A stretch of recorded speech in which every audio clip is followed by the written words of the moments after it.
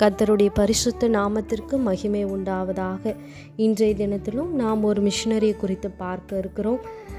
இன்றைய தலைப்பு முடியாது, மறுதளிக்க முடியாது. இன்றைய மிஷனரியின் பெயர் ஜான் ஹஸ். 1369 ஆண்டு இந்த உலகிலே அவர் பிறந்தார். 1415 ஆண்டு அவர் ஆண்டவருடைய ராஜ்யத்தில் அவர் பிரவேசித்தார். 1415 ஆண்டு இதே நாள் சுவிசேஷத்திற்கு சாட்சியாக விளங்கிய ஜான் ஹஸ்ஸுக்கு ஒரு கட்டளை கொடுக்கப்பட்டது. மறுதளி அல்லது மரித்துவிடு. மறுதளித்தால் என்பது என்ன?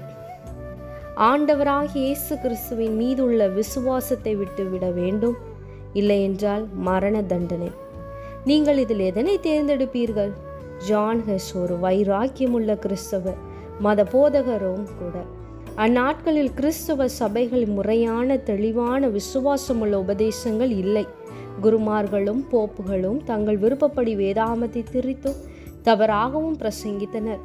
பண ஆசை பிடித்தவர்களாகவும் ஆடம்பர பிரியர்களாகவும் அவர்களை காட்டப்பட்டனர். ஜான் ஹஸ் இவைகளை கடுமையாக எதிர்த்தார். கிறிஸ்துவின் மேல் உள்ள பற்றுதலால் பொஹீமியா மொழியில் தெளிவான சத்தியத்தை எடுத்துரைத்தார். ஜான் விக்லிப்பின் போதனைகளை மிகவும் மதித்து அவைகளை மக்களிடம் துணிவோடு கூறினார். இதனால் எதிராளிகள் இவரை கொலை செய்ய சதித்திட்டம் தீட்டினர். போப்பால் கூட்டப்பட்ட விசாரணைக்கு வரும்படி பணிக்கப்பட்டார். அவ்விசாரணை போகும் பாதையில் மறைவான முறையில் தாக்கப்பட்டு சிறையில் தள்ளப்பட்டார். முடிவில் விசுவாசத்தில் நிலைத்து நின்றதால் மரண தண்டனை விதிக்கப்பட்டார்.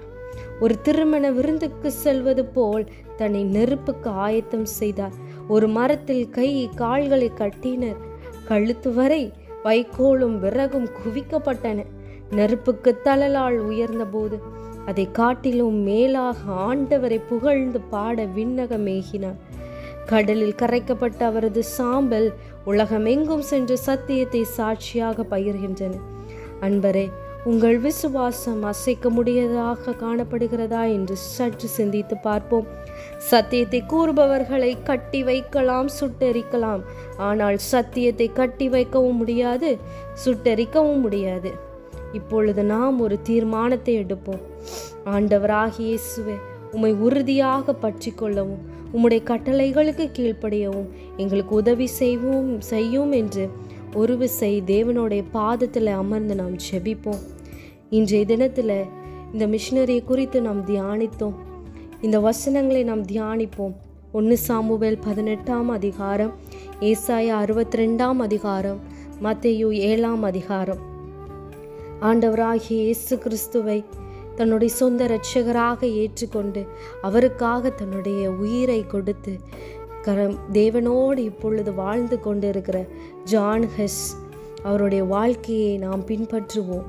அவரோடு அவர் எப்படியாகிலும் தேவனிடத்தில் போக வேண்டும் என்று மற்றவர்களுக்கு சுவிசேஷத்தையும் அறிவித்து அநேக பேரை தேவன் அண்டையிலே கொண்டு வந்து சேர்த்தார். அதே போல் நாமும் ஒரு வைராக்கிய கிறிஸ்துவர்களாக இருந்து தேவனிடத்தில் வைராக்கியமாக இருந்து அநேக பேரை தேவ அண்டையிலே கொண்டு வந்து சேர்க்க நாம் தொடர்ந்து செபிப்போம், நாம் தேவனை துதிப்போம். கர்த்தர் தாமே உங்கள் ஒவ்வொருவரையும் ஆசீர்வதிப்பாராக.